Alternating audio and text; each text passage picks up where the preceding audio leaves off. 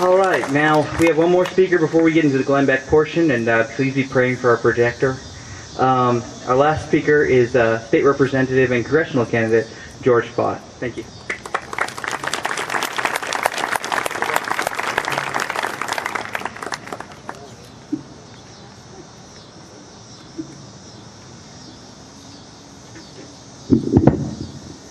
You know, he talked about how ordinary people, you can't get much more ordinary than an Okie from Muskogee who happens to clean carpets for a living.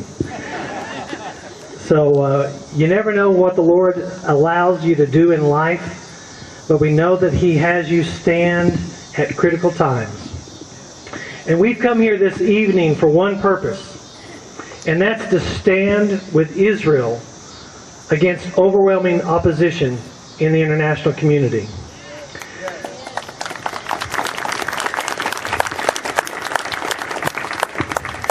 We all face moments in our lives when we have to stand up and do what's right, even though we may suffer for it. And there are situations that arise that are bigger than ourselves. Throughout the years, we have heard of many atrocities that have been committed against people across this globe. And I'm reminded of a time several years ago that I was touring a museum in Tulsa that was dedicated to persecuted Christians. One of the displays had a quote from a prisoner who had been tortured in a Russian prison under Joseph Stalin's reign of terror. They were trying to force him to betray his fellow underground Christians by revealing their names to the authorities. He was sitting there at a table, and they were trying to force him to write the names down. And he looked up and he said, I can't write because of the chains. Well, the guard that was standing there was very confused. He said, what chains? The prisoner held up his arms and he said, I am bound by the chain of witnesses who throughout the centuries gave their lives for Jesus Christ. I'm a link in this chain. I will not break it. Today, we stand at the crossroads for another people, the nation of Israel. Their very existence hangs in the balance. Our country's history and that of Israel's are inherently linked together. We are a link in this chain. We must not break it. Why is it important for Americans as individuals and the United States of America as a nation to continue to stand with Israel? Well, for me, it's very simple. It's because of obedience. In Acts 5:29, Scripture reminds us that we must obey God rather than men. Israel is God's land, and the Jews are God's people. Therefore, with clarity and biblical conviction, I stand with you today to honor Israel.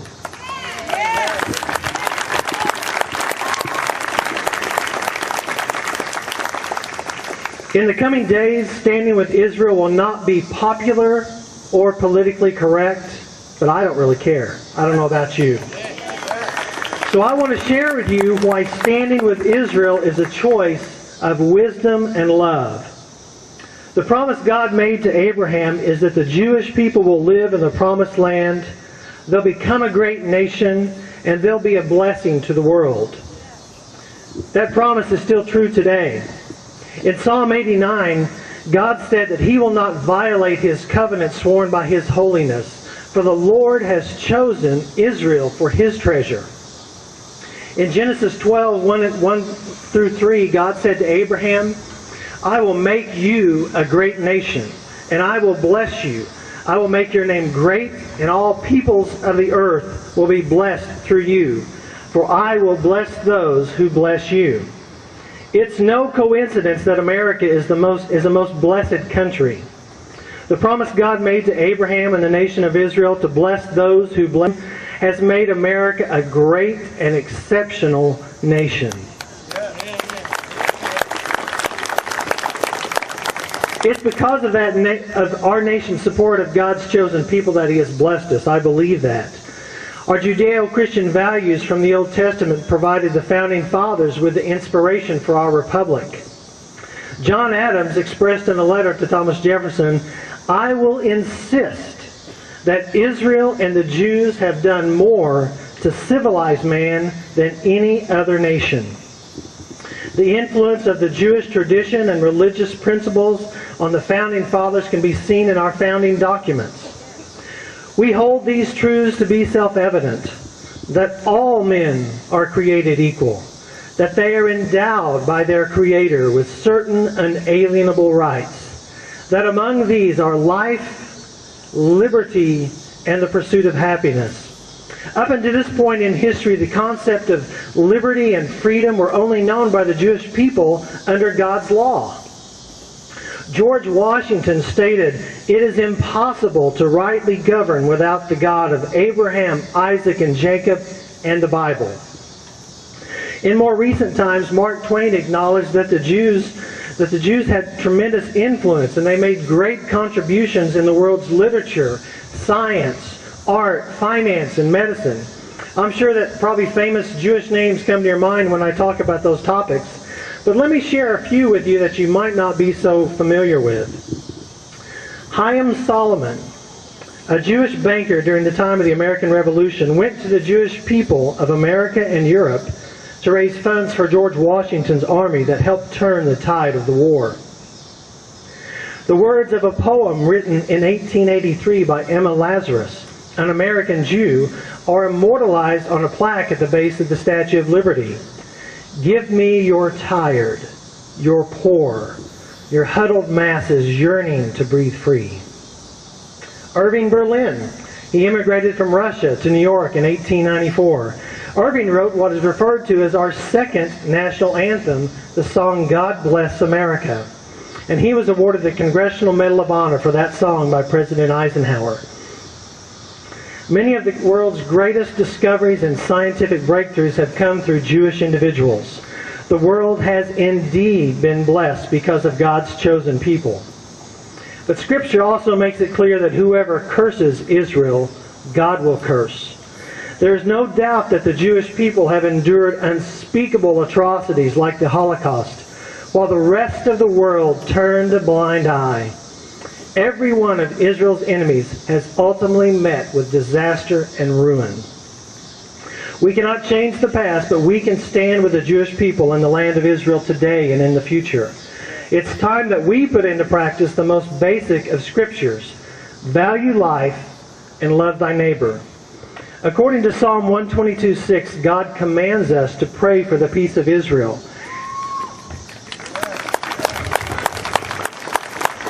In Isaiah 40 verse 1, it tells us to speak tenderly to Israel. Bring her words of comfort that God is with her and her warfare will one day come to an end.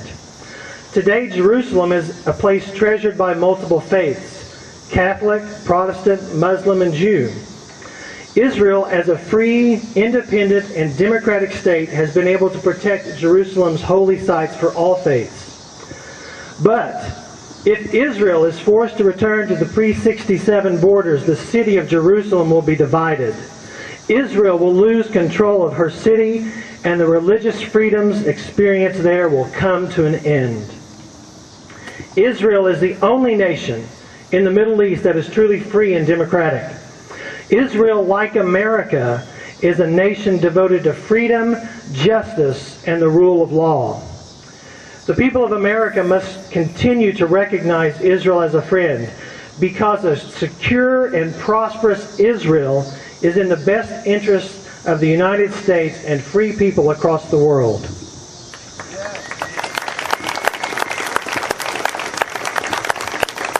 Historically, the land of Israel belongs to the Jews. God said to Abraham, to the descendants of Isaac, "I give you this land, from the river Egypt to the great river Euphrates." But not until 1948, for the first time in 2,000 years, out of the ashes of the Holocaust, God's land was restored to the Jewish people. Since that historic and prophetic time, God has been fulfilling His promises recorded in Ezekiel and Amos, that Jews from around the world will come back to Israel to inhabit the land, rebuild the cities, live and work together, knowing that they shall never again be plucked from the land God gave them in a covenant with Abraham.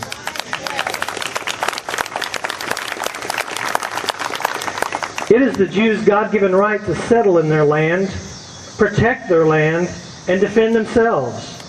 Yet in recent years, the United States has pushed for Israel to give up their land for peace, to shake hands and negotiate with the enemies. It doesn't make any sense to make our ally of freedom to bend to terrorist regimes for the sake of peace. In the book of Joel, chapter 3, verse 2, God clearly warns that He will judge those that divide His land. Israel is not for presidents and prime ministers to carve up for peace. Benjamin Netanyahu, the Prime Minister of Israel, this summer told America that peace must be based on fact and reality, not an illusion. That Israel cannot return to the pre-67 borders because those borders are indefensible. That Jerusalem must never be divided because the Islamic terrorist group Hamas will take over the city and destroy it.